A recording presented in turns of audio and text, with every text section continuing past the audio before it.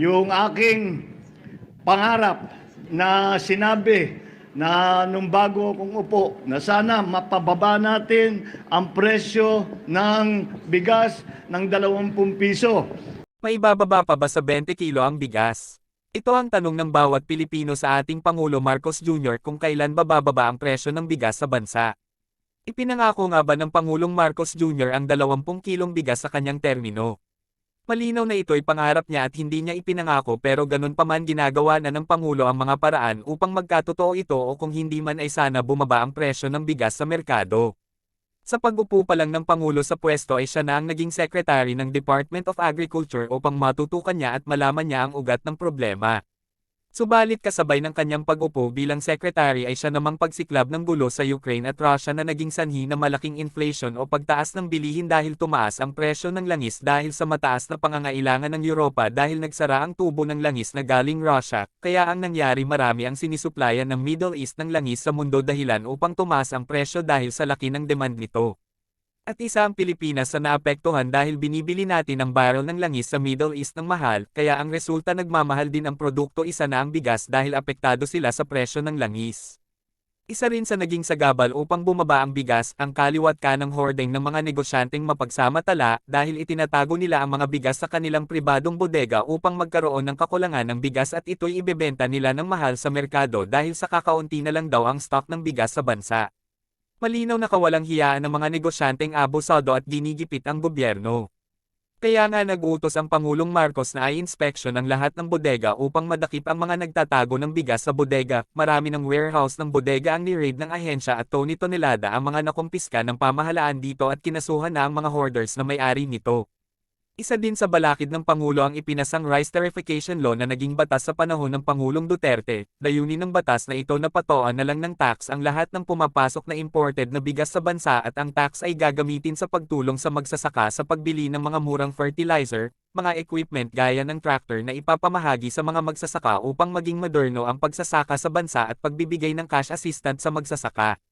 Kaya lang lalong lumobo at tumaas pa ang pagpasok ng imported na bigas sa bansa at ibinebenta ito sa merkado ng mura at masakit ito sa mga magsasaka dahil benibenta na lang nila ng palugi ang kanilang harvest upang hindi masayang ang kanilang pagod.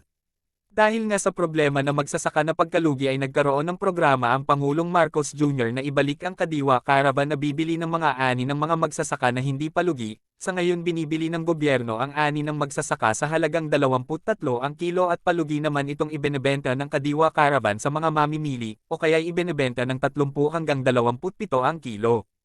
Subalit ang isa pa sa naging problema ay nakikipagkompetensya na rin ang pribadong negosyante ng bigas sa gobyerno dahil mas pinipili ng mga magsasaka ang ibenta ang ani nila sa mga negosyante na mas mahal ang presyo o bili, kaya nga nahihirapan ang gobyerno na bumili sa magsasaka dahil may mga parokyano na rin sila na bibili ng kanilang bigas ng mahal. Gustuhin man ng pamahalaan na ipababa ang presyo ng bigas tila suntok pa sa buwan ang pangarap na 20 kilo sa ngayon dahil nga sa nakikipagkompetensya din ang mga negosyante sa pagbili. Naging balakid din ang Rice Tarification Law dahil mas dumami pa ang import rice sa bansa na nagtataas na rin ang presyo dahil nagbabayad na sila ng tax at nagmamahal pa rin ang langis. Kung tutuusin bumulusok ang pagmahal ng bigas nang umakyat sa 80 ang litro ng langis at isa ang bigas sa talagang tinamaan nito. Patuloy pa rin ang gulo sa Ukraine at Russia at nakakaapekto ito sa lalo pang pagtaas ng langis at lalo pang pagmahal ng mga fertilizer na ginagamit ng magsasaka.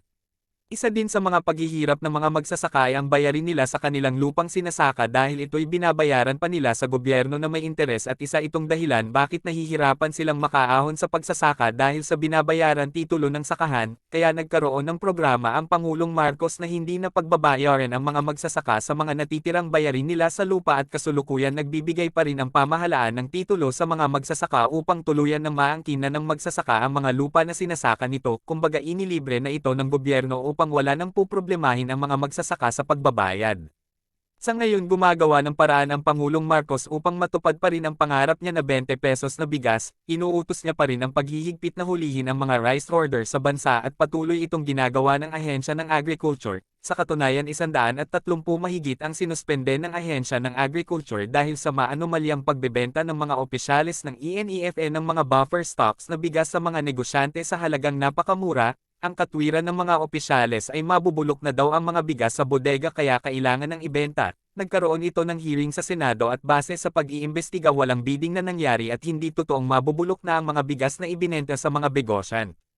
Sa ngayon pinagsisikapan pa rin ng pamahalaan ang pagbaba ng presyo ng bigas tulad ng pag-monitor sa mga smuggling, sa mga hoarders, patuloy pa rin ang Kadiwan Store Caravan na may 500 unit na sa buong bansa at ito'y pararamihin pa, patuloy pa rin ang pagbibigay ng modulong equipment ng pamahalaan at tulong pinansyal sa magsasaka, at pagbili ng pamahalaan ng fertilizer upang murang mabili ng magsasaka, ang patuloy na pamamahagi ng titulo sa mga magsasaka upang maangkin na ang lupang sinasaka at pagtatag ng pamahalaan ng Rice Institute upang makapag-produce ng magandang yearning palay.